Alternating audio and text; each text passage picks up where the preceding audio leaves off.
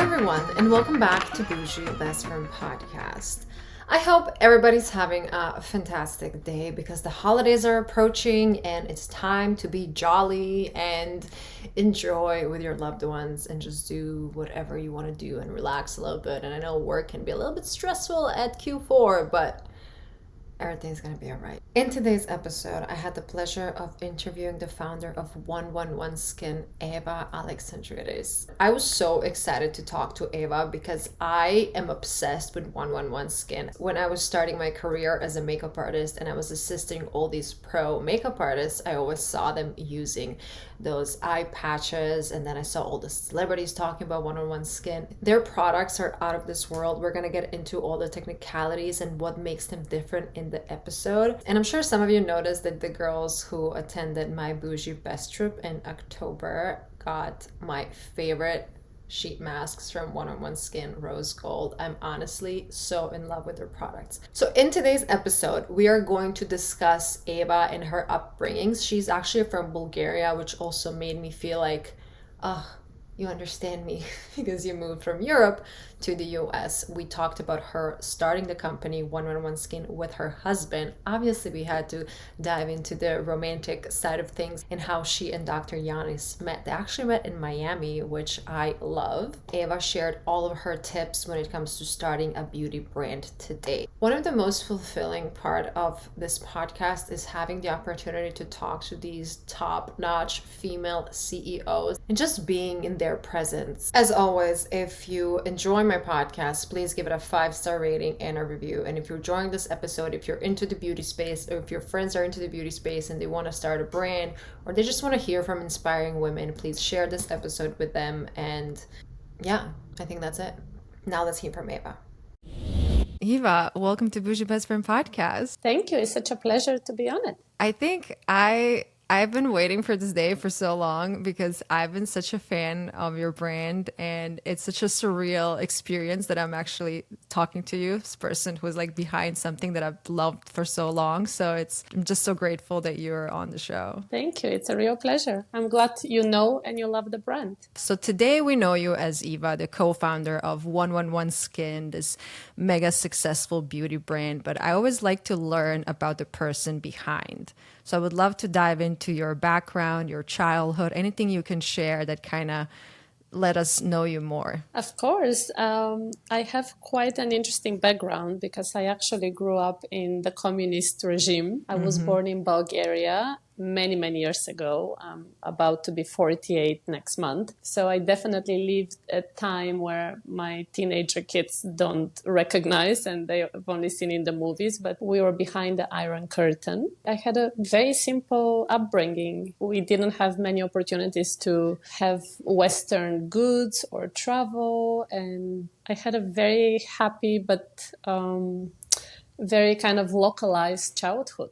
I think growing up in Croatia, I was also a war, and it's a very similar mindset, I would say. And my parents always told me all about the communist regime and stuff like that. So I definitely know what you mean by, not having everything people have today in the Western world, or even when you go to the grocery store here, it's like so many options. And back home, you have, 2-3 types of milk to buy, or like that's all you get. And here you have everything.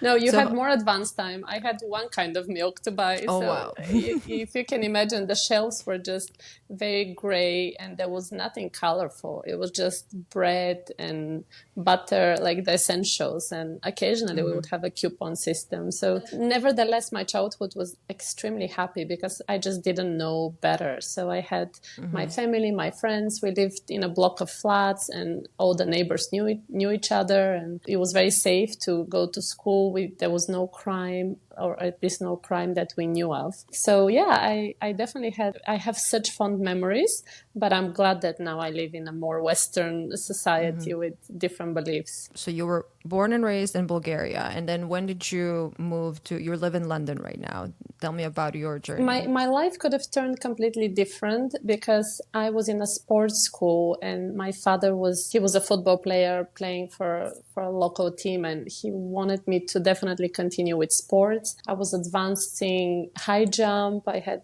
very good track record. Wow. I was the champion in my age, I think around 15 years old. My mom was an air hostess. So she was one of the very few people that was allowed to travel and see what we call the Western world. So to be an air hostess, you had to be some of the most beautiful ladies at that time were air hostesses. They were selected mostly based on their looks, but also on their high work ethics. So she was traveling to very exotic places, Brazil and New York, and where we as Bulgarian citizens had no opportunity to go because we would never be granted visas. So my mom had seen this world and she wanted me to go and study abroad. And this opportunity came in 1989 when the Soviet Union collapsed and the communist regime started changing. So instead of going to university in Russia, where most Bulgarian high achieving teenagers would go, all of a sudden I had a choice. I could have gone to Russia or I could have gone anywhere else in the world. All you had to do is have your high SATs, which was very easy for us because we had nothing else to do apart from study or advancing.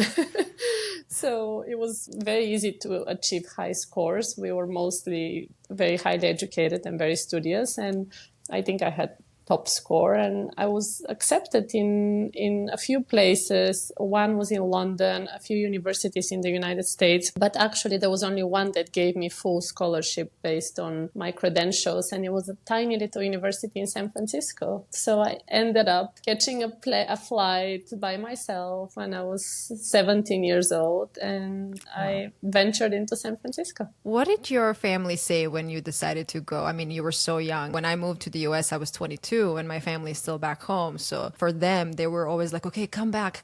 Like, okay, do your thing for a few months and then come back. How did your family feel when you were like, okay, you're so young, you're 17? Well, it was a bit of a clash in the family because my father definitely didn't want me to go. He believed in being a sports athlete. That was my calling. And he associated being athletic with health. So for him, it was very crucial that I just keep exercising and stay fit. And that's kind of a long way for you to have high focus and longevity. And my mom definitely wanted me to experience the world because she had taste of it. So my parents were divorcing at that time. And I remember it was a difficult time because I had to take sides. And at the end, I decided to listen to my mom's perspective on what life has to offer. And I went there with tiny, I remember having something like $1,000 and I stayed in a hostel in the beginning. It was a bit of an adventure, but to answer specifically your question, I don't think my family believed that I would continue my life in the US. I think everybody thought that this is just achieving education and then coming back to Bulgaria and continue to live there. So you were in San Francisco for school. When did you move to London? Well, that's connected to my husband. Okay, we need to talk about your husband because you guys are both founders of this amazing brand. So we're in San Francisco right now. Tell me what happened after San Francisco. So I was in San Francisco and I was super, super fortunate because I wasn't a very good student, simply because I was just thrown in that system and I didn't know how to navigate it, coming from Eastern Europe to a society that didn't have so many restrictions and people were free to do whatever they want. And I just took advantage of everything. You were living life. Yeah. And even like I was eating at McDonald's 2 times a day, indulging in too much food and just everything in excess. And I wasn't taking my studies very seriously.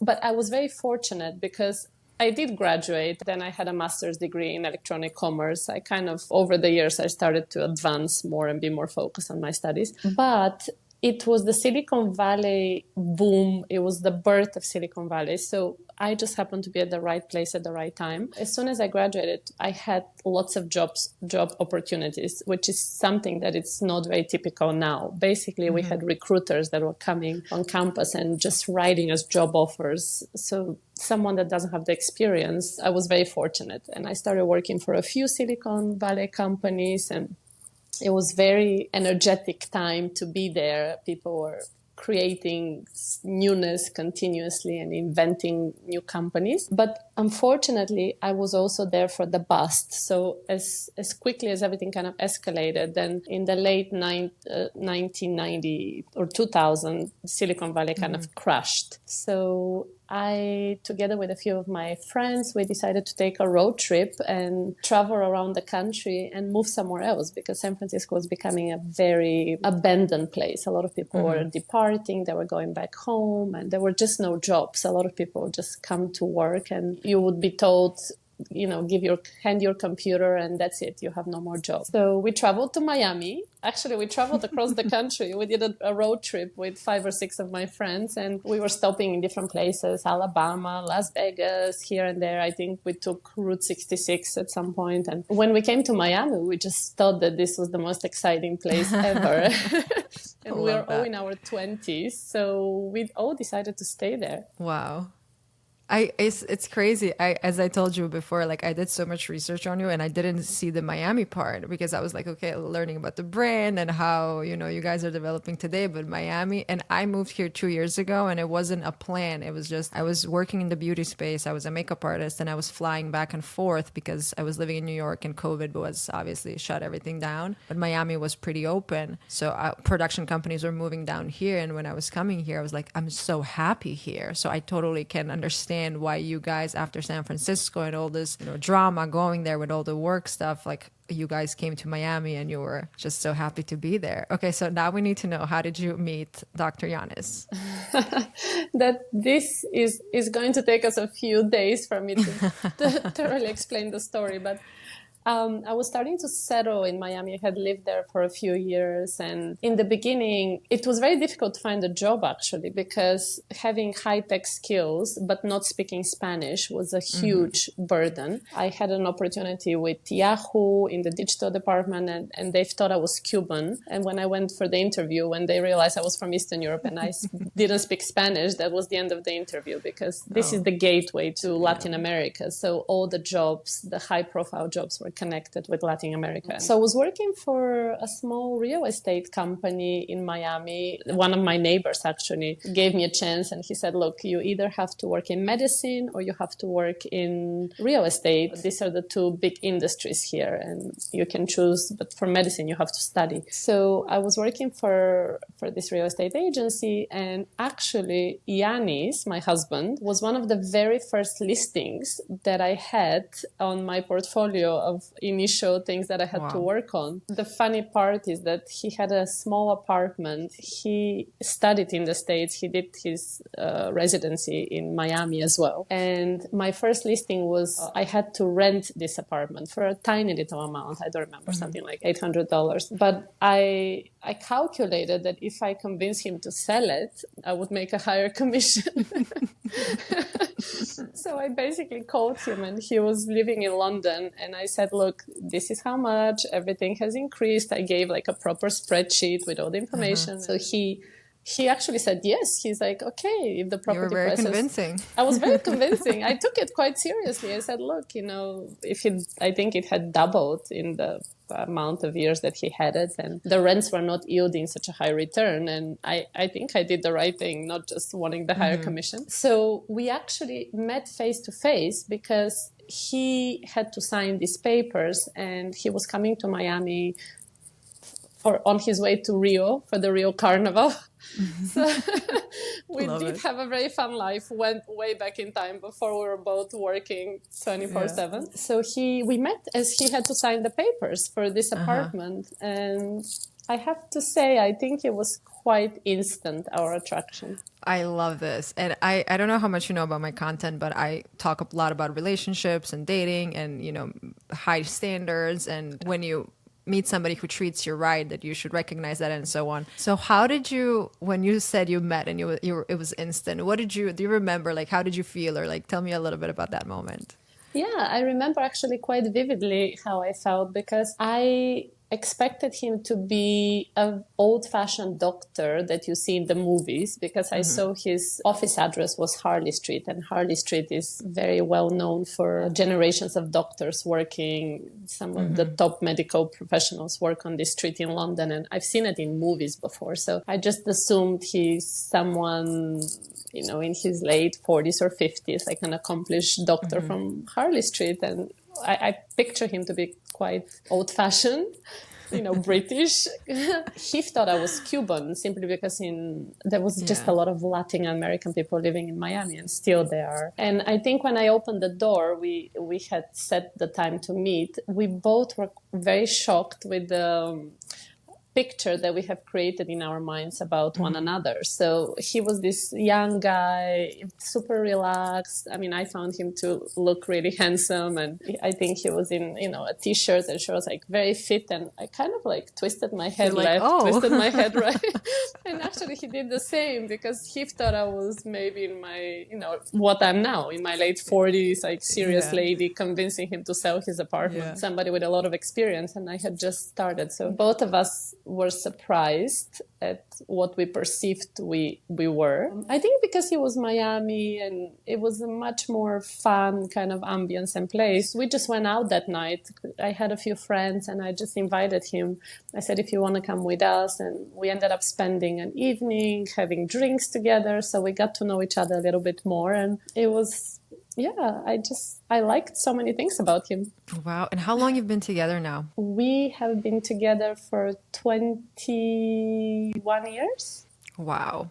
Okay. Well, since we're on the topic of relationships, what would you say one thing that you think is a key to a good relationship, like long and healthy? And obviously there's going to be always ups and downs in life, and it's always going to be something that you need to go through. But what would you say is like key to maintain a long-term relationship? I think the key with Yannis and I is definitely that we respect each other. This is something that's been quite apparent over the years. I think he probably admires the fact that I'm hardworking. I'm trying to be a good mom. So I think he appreciates many qualities about me. So the same is for me. I admire what he does. I think being a surgeon is a calling, it's a talent, it's a passion. So I have a lot of respect for how much he loves his profession, but it's also the path traveled, I think, and both of us have started from, relatively, we both have intelligent families, but none of our families have really financially supported us. We both have kind of found our way in the world, and I think this is a mutual respect for the path that we have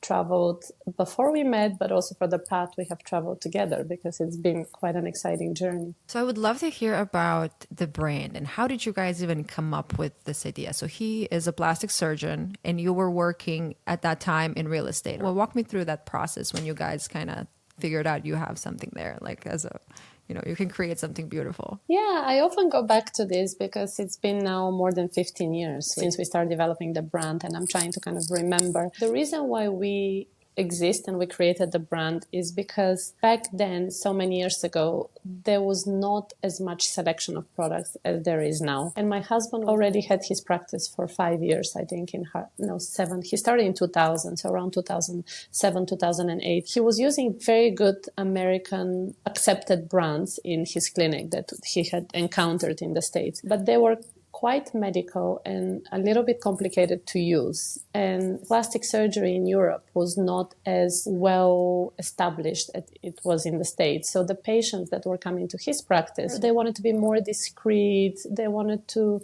really consider very seriously plastic surgery. They're not very spontaneous. And even in their skincare choices, what he was suggesting for them, the brand that he was using, was very complicated. It was quite rigid and quite medical with many steps. And his clients were not 100% following the instructions and relating so much towards the regime that he was prescribing. So he was actually complaining to me. He was telling me, I don't understand. These are really good brands. I want them to use because the results are phenomenal. But somehow along the way, they drop from using specific instructions. And I remember telling him, well, why don't you change to another brand that it's more accommodating for the British customers that you're having? Because Americans are used to tingling, they're used to sensation. It's almost expected in a way. Like even if they have plastic surgery, they want to show it. It's almost like, you have to suffer a little bit. And I remember telling him, change to another brand. And he shared with me that either you have very high performance medical brands, or you have the brands that you would find in a department store, but they're more sensorial and they don't have the results that he wants. I said, there must be another brand that can combine both. And he said, well, actually, it isn't. So I said, well, why don't you create one? And I think this was really my Silicon Valley upbringing. I mean, my education there, because I don't think, had I lived in Bulgaria, I would have never said that sentence, because we were not really mentored to be very entrepreneurial. It was very much like follow the system and, work in the system, Work at an but office. not think. Yeah, exactly. Yeah. So I was about to ask, is there something from your past that is not beauty related that kind of helped build this brand, but you just answered the question? It's your Silicon Valley mindset and entrepreneurship. And so you just combined your entrepreneurial spirit from the Silicon Valley to the 111 skin. Yeah, I think I saw the opportunity. I kind of saw the missing space, because it was true. Now, when I look back, it's difficult to understand now because it's an influx of companies. And if you ask me, there's just too many companies launching. But way back in time, it was just a few very established brands, and there was not so much newness and innovation. And it was true that it was on both spectrums. You had brands that were just beautiful to look at and beautiful on application, but would not necessarily give you this high performance result. And I saw the opportunity 100%. And luckily, Yannis kind of listened and decided to decided to follow through. Okay, so I would love to talk about the brand and the technology. You guys use such, what's the right term, mind-blowing space technology. So I would love for you to share with our audience a little bit more about that. Yeah, I mean, this is also us, Yannis, being part of the industry. As a plastic surgeon, you have to constantly keep your accreditation. He's American board certified, UK board certified, which is also very difficult accreditation. But I think he was definitely part of the beauty and science industry, but we had never created a brand before. And I think probably that ended up being an advantage for us, because we didn't know how to create a brand. Quick question for context. How old were you guys both at that time when you were creating the brand? I was in my 30s. I mean, now I'm 47, so 15 years ago, early 30s, and Yannis was late 30s, early 40s. Definitely, we had no experience in setting up a brand. I mean, Yannis had his own practice, so he knew how to run a business and also be the working surgeon. But I think for us, the fact that we didn't have previous experience in beauty or in product creation ended up being a complete advantage, because normally the way you create products is you would ask the industry specialist, or you would hire someone from the industry, and they would go to a laboratory, and then you would talk to the scientists, and they would give you a product that it's pretty much made. Then they can add the ingredients that you want, they can do special testing. So there's a system of creating a brand. And in fact, there's many incubator companies now where you just go with your idea, and in 3 to 6 months, they would have created a brand new brand for you with everything, with the design and the ingredients, and they take care of everything, which is a very speedy process. But we didn't go that way, and I'm glad we didn't, because I think that's the unique part about us. Our products were created completely from scratch, not as a ready-made formula and just enhance it. So we took a technology that was used in space. It was given as a supplement to astronauts, and it's a very potent antioxidant, which my husband understood and recognized because it's used in medicine. It's called glutathione, and we wanted to use this ingredient in skincare. So we started testing and working on specific products to see how it would work in a topical form. It took maybe 3 years for us to create the very first product. So it was a very, very long journey, which these days is usually not the standard. But you guys still are known as one of the leading luxury brands. And as I mentioned, I used to work as a makeup artist. And I remember when I was just starting in the field and I was assisting all these huge makeup artists that would always have those eye patches. So what would you say? How did you position yourself as a leading brand on the market? A few things. Mask is a little bit of a different topic, but initially when we created the very first product, it had ingredients that had not been used in skincare before. So we were very fortunate because Harrods actually gave us a chance, and we didn't know anybody. It was really the buyers in Harrods started testing the product. They saw a huge difference. And now when I think about it, I don't know how they gave us a chance, because we were a tiny little brand. We had zero budget for marketing.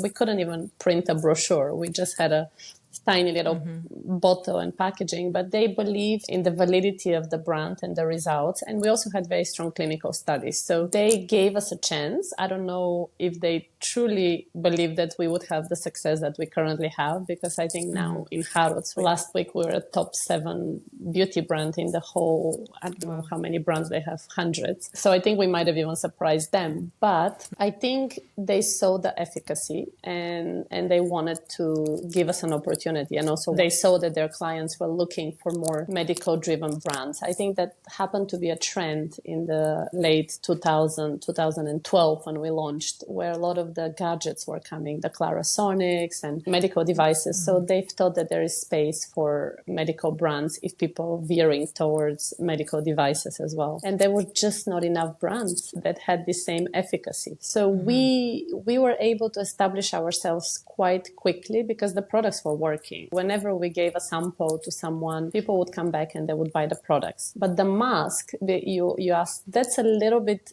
different. We definitely brought the masking technology to the Western world. So the masks it was a difficult process because the mask technology existed in Korea. I discovered biocellulose technology more than 10 years ago, and it was used, but the Western world had not really caught up to that trend. And I actually even think that they found it a bit gimmicky. So they really didn't believe in the 9-step, 10-step regime from Korea. But we, because of Yannis's knowledge, deep understanding of 3-dimensional healing of the skin and ingredients, when we started looking at masks, he actually selected the biocellulose right away and said that this is a very valid delivery system for skincare, because biocellulose is used in wound healing in medicine. He recognized the technology. He didn't like the ingredients that were available in Korea. And he basically challenged us, me and the team, the production team, to say, if you can impregnate this technology with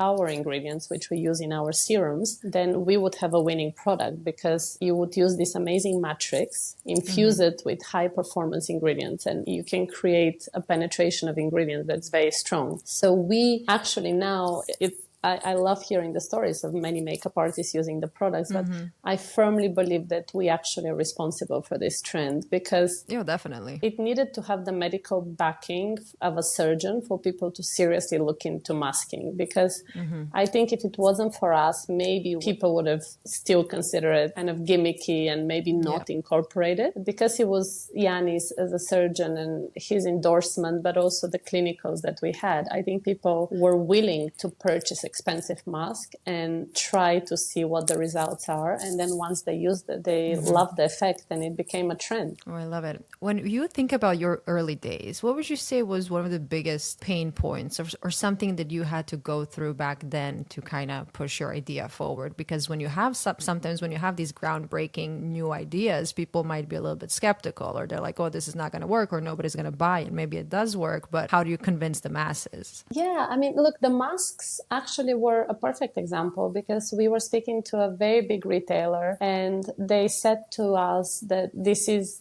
a trend that is not going to last, and they were not interested in launching this product. Now, if you go to that same retailer, as soon as you walk into the door, the very biggest aisle is masks, and people are buying it. So it takes some courage, but I think us being the outsiders in a way, both Yannis and I not having the ability to work in creating products, we just wanted to do what is the best in a way for his clients in the clinic. And we were not looking to create a global brand. The very first product was given to his patients to speed up the healing. To us, this was a success. If his patients were buying the products, we had no expectations to actually launch globally in many different retailers. The retailers started coming to us after we launched in Harrods, and we kind of just started expanding without having this plan. So today you have a huge team and you're selling internationally. In the early days, how did you guys, obviously Dr. Yannis is a doctor and he was doing that side, but like how were you managing dealing with everything else when it comes to the business? Who was doing the marketing? Who was doing the brand? Like how did you set up yourself? Because I have a lot of people who just starting their companies today, and I'm sure they would love to hear from you. How do you set yourself up in the early days? I wouldn't be able to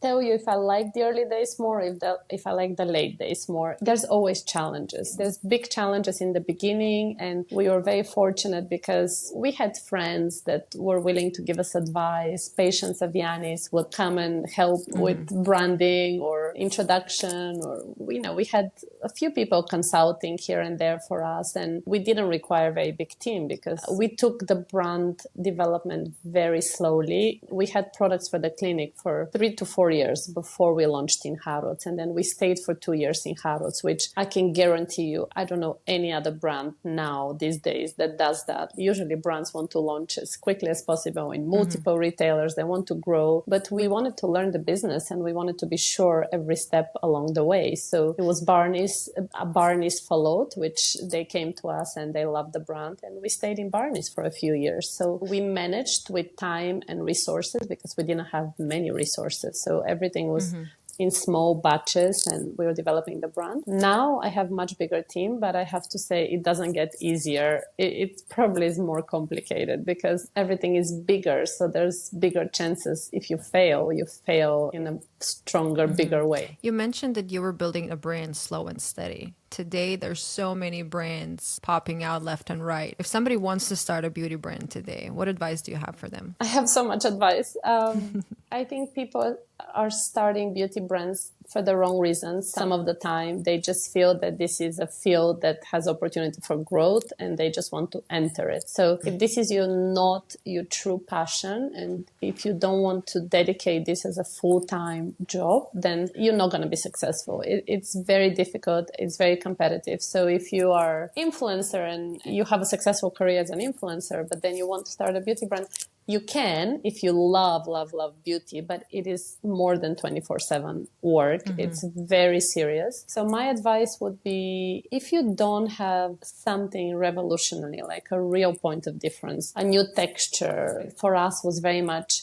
people say that our textures were amazing and our ingredients were unique. And then we used technology that we introduced, for example, the sheet mask we brought to the Western world. So if you don't have a clear point of difference, I would say chances are long term, you're not going to have a successful brand because it's so saturated, the market. So you really need to bring something to the consumer that it's unique and it's exciting. And you always have to just think about the consumer, not about you, not about your aspirations, but how can you make somebody's life like lighten up because they use your products? Yeah, you need to make a difference in the world. When it comes to beauty, there's so many myths. What myth would you like to debunk, or what would you like people to actually understand when it comes to the beauty space and the products they're putting on their face every day? Yeah, there's a few things that I try to communicate with some of my friends. Sometimes people come and say, well, we just use very simple products, but my skin looks good. Your skin would look better if you use better products.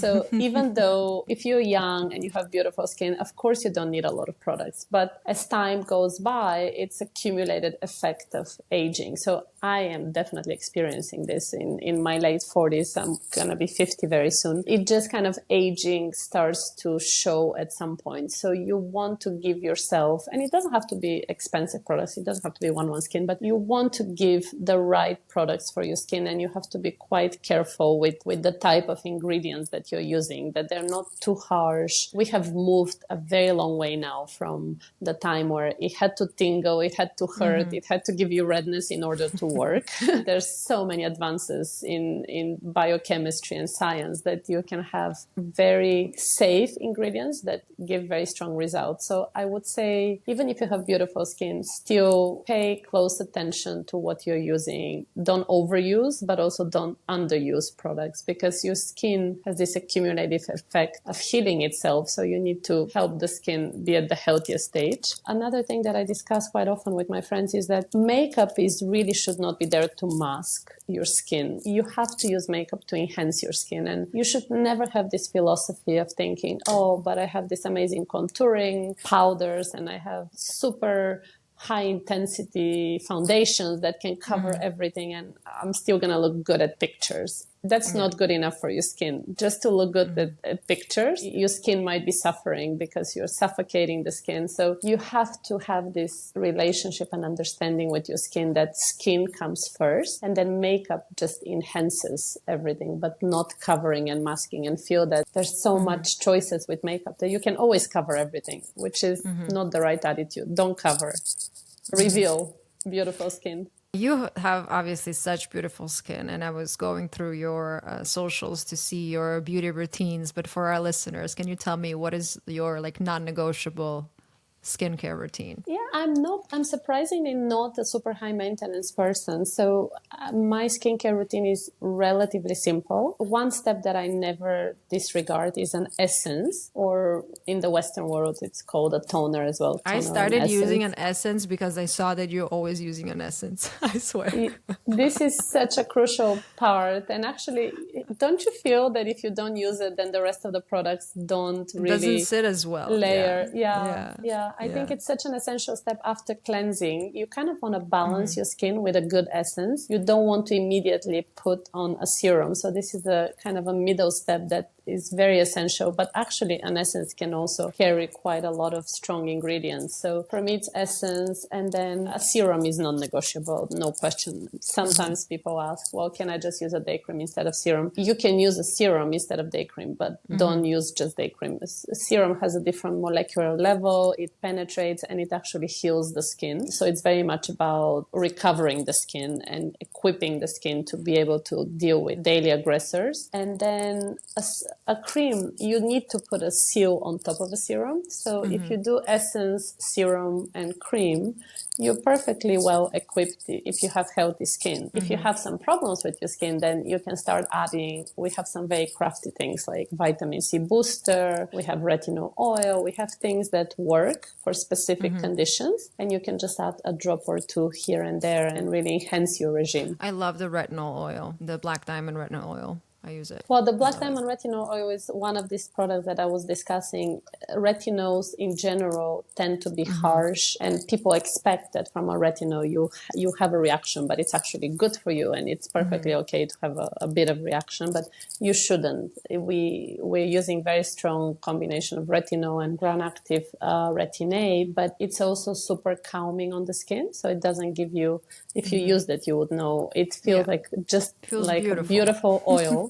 But it is doing what it's supposed to do. It actually works. Yeah.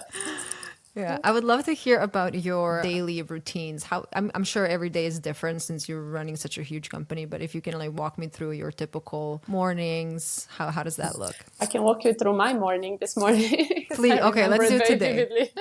Let's talk about actually, today. Yeah. It's quite typical. I mean, Tuesday is it's almost every Tuesday unless I travel is the same. So we have two boys, they're 18 and 12. So we like to wake up with them in the morning because that's the only time that it's quality time before all of us start running to our activities. So we have breakfast together from 7:30 to 8, and then we take the kids one to the train station and one to the school bus. And then we have every Tuesdays, we actually work out together with my husband. We have a personal trainer that we have known for many, many years. We do 45 minutes with him, and today happened to be a beautiful day, so we took the workout in the park. We finish around 9:15. We walk together, we have coffee, and then Yannis goes to his office and I come to my office. So Tuesdays, I love Tuesdays and Fridays because Fridays we do yoga session. Wednesdays and Thursdays, Yannis leaves even before I open my eyes. So he usually goes, these are his surgical days. So at 7:00, he's already gone. So I don't have this quality time with him. And then I stay in my office until 6 or so. I try not to have super late days. And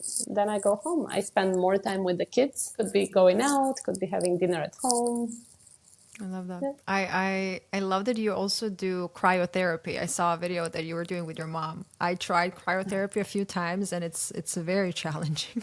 It's very difficult to stay in that chamber. It's really cool. This is our chamber actually. We're a bit of an experiential brand because people think of us, sometimes people just know parts of it. They think it's only the skincare, but we brought the very first cryo chambers in the UK, which are for lifestyle purposes. So we opened a cryo business or cryo center in Harrods and in Harvey Nichols, and we brought it because we love it. It wasn't also meant to be a business. It was really something that we saw in New York, and we felt that it gives us an amazing energy, and it didn't exist in the UK. So we decided to set up this tiny little business here. And I would say maybe for Miami, you don't really need it so much because the AC is so strong in Miami. Yeah, exactly.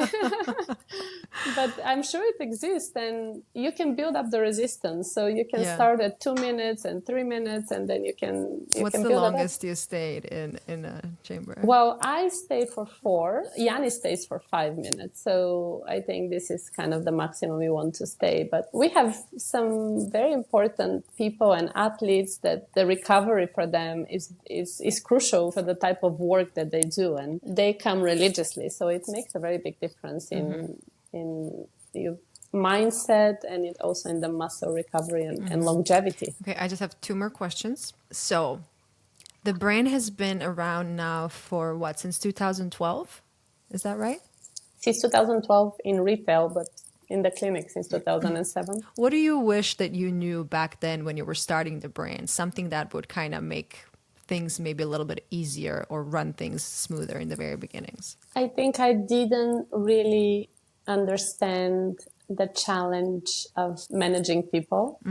I think no one had prepared me for this, and it's just not an easy task because having a big team, it's a living and breathing organization, and you can never make everyone 100% happy. And I take things quite personally. Some of the people that I love that were with me from the beginning, they have left and moved on to different adventures, and or you know, some people come and they're not the right fit, and it still takes a very big toll on me. I wish I had studied HR and understand human psychology better and know the challenges of continuously having an evolving team, because very few companies are fortunate enough to just have the same startup team continue with them. And it is transient when it comes to people, and actually a lot more transient in the last few years since COVID, because I really feel that people feel that they want to try different things. They want a little bit more freedom and adventure in the way they work. So it's much more transient as of lately. And it is a challenge because, you know, you put a lot of time and energy and effort when you're a founder in your team, and they are part of who you are as a brand, and losing people is never easy. It has not become easier over the years.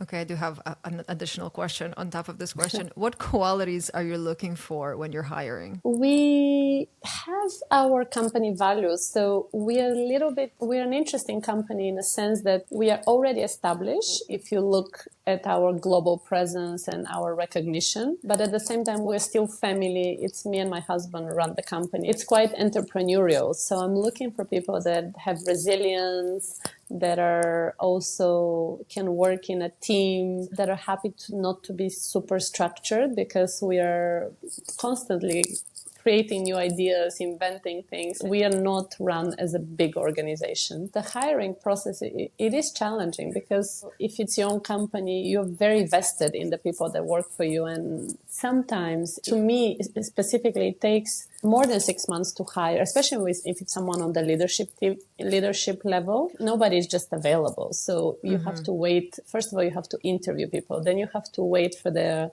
notice period. So sometimes it's between 6 and 9 months. And then if they come and they're not the right company fit, then you start over again and you've lost so many months. So you have to be a psychologist when you hire as well to make sure that the people will survive in the culture that you have created. Is there any trick questions that you ask them to kind of vet out anybody who doesn't mesh with the team? Yeah, we're kind of looking to see if people are self-starters and more driven, and if they have worked in big organizations. We tend to be a little bit more concerned because in bigger beauty companies you tend to kind of have your own task and you have to master it, and that's what you expect to do, to be a very professional at one thing. For us, we want this round talent where people can contribute ideas in different departments. And I'm almost looking for people who can start their own company in a sense. And actually quite a few of the people that have worked for me over the years have gone on to start their own companies, which I'm very proud of. Yeah, you inspire them. One final question that I ask all of my guests is, what piece of advice would you give to your younger self? Look, every stage is very different. I don't know if I would give an advice to my younger self because I am actually quite happy with the way my life turned out. It's difficult and it's challenging at times, but I wouldn't change it for anything, simply for what we have discussed. We've both come from a small country somewhere in Eastern Europe where most people in Miami would not be able to even pronounce or know what's the capital. And that's why I go by Coco, because my name is Cornelia. So when I was saying my name here, people were just butchering it all the time. So it's Coco. Yeah, many years ago, I remember I was telling people, I'm from Bulgaria. And they would say, oh, in Latin America, Bolivia. They thought it was Bolivia. So yeah. Look, it's what I said, like we've traveled, we have the path. I mean, what I think the advice might be that I would understand people more and I would understand their circumstances more because everybody has their own path and there's many challenges along the way. No one is just successful because they're successful. They've had their ups and downs. So maybe be less critical and really understand that even if someone does things that are not right, or even if someone is perceived to hurt you, it might not be you. It might be just them and it has nothing to do with you. So people's circumstances. Yeah. More understanding and compassion. Yeah. You Eva, said it better than me. Thank you. We know each other.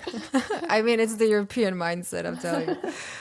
I had so much fun talking to you. And again, thank you for being on the show. I would love for you to share where can everybody find you and where can everybody buy 111 Skin? Well, in the States, we're very, very fortunate because we started in Barney's, which doesn't exist anymore. But fortunately for us, now we're in Saks Fifth Avenue, Neiman Marcus, Blue Mercury, Cosbar. For online, we're on all the most prestigious sites, Net-a-Porter, Violet Grey. But if you want the best experience, come to our website, which is 111skin.com.